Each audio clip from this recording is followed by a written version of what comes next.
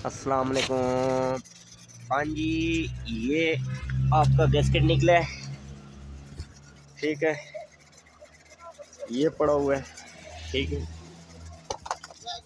और ये जो है ना गाड़ी खोल दी है, खाली इसका नीचे सारा इंजन खुल गया है, ये खोल दिया है, ठीक है।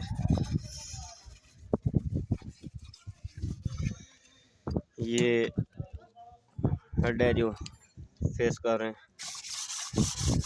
ठीक है।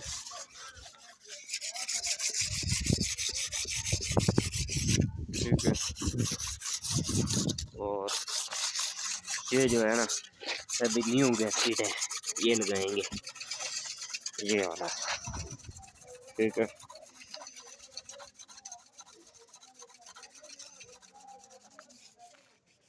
वीडियो इसलिए बना रहे हैं कि आप अभी सोए हुए हैं, ठीक है।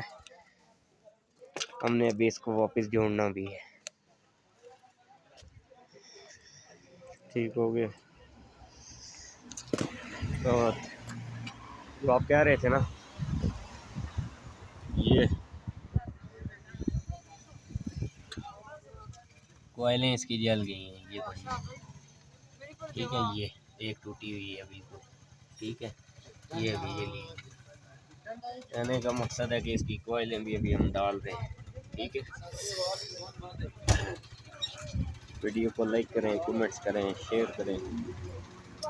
Honda civic